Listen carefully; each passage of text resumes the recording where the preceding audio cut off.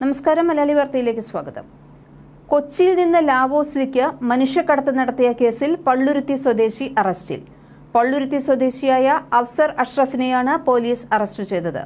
പള്ളുരുത്തി സ്വദേശികളായ 6 യുവാക്കളെയാണ് തൊഴിൽ നൽകാമെന്ന് പറഞ്ഞ് വിദേശത്തെത്തിച്ച് ചൈനീസ് കമ്പനിക്ക് വിറ്റത്. പള്ളുരുത്തി സ്വദേശിയായ അഫ്സർ അറഫിനെയാണ് പോലീസ് മനുഷ്യക്കടത്തിന് അറസ്റ്റ് ചെയ്തിട്ടുള്ളത്. പള്ളുരുത്തി സ്വദേശികളായ 6 യുവാക്കളെ പ്രതി ലാവോസിൽ പ്രവർത്തിക്കുന്ന ചൈനീസ് കമ്പനിക്ക് വിൽക്കുകയായിരുന്നു. ആളൊന്നിന് 4 ലക്ഷം രൂപ നിരക്കിലാണ് ആളുകളെ ചൈനീസ് കമ്പനിക്ക് വിറ്റതെന്ന് എഫ്ഐആറിൽ പറയുന്നുണ്ട്.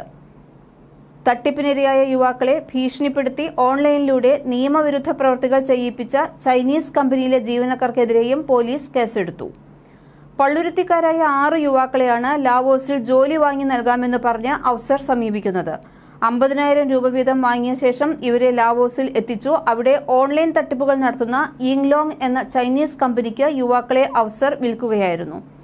ആളൊന്നിന് 4 ലക്ഷം രൂപ നിരക്കിലാണ് വിൽപ്പന നടത്തിയത്. തൊഴിൽ കരാർ എന്ന പേരിൽ ചൈനീസ് ഭാഷയിൽ വ്യവസ്ഥകൾ രേഖപ്പെടുത്തിയ കടലാസുകളിൽ യുവാക്കളെ കൊണ്ട് ഒപ്പിടിപ്പിച്ചതിനു ശേഷമാണ് കമ്പനി നിയമവിരുദ്ധ പ്രവർത്തനങ്ങൾക്ക് ഇവരെ ഉപയോഗിച്ചത്. യുവാക്കളുടെ പാസ്പോർട്ടും Chinese company പിടിച്ചുവച്ചിരുന്നു.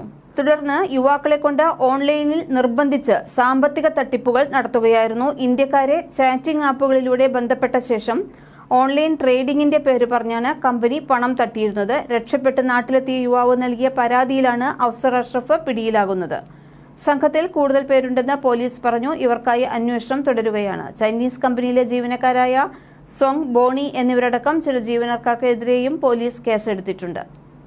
News desk, Malayali വാർത്ത.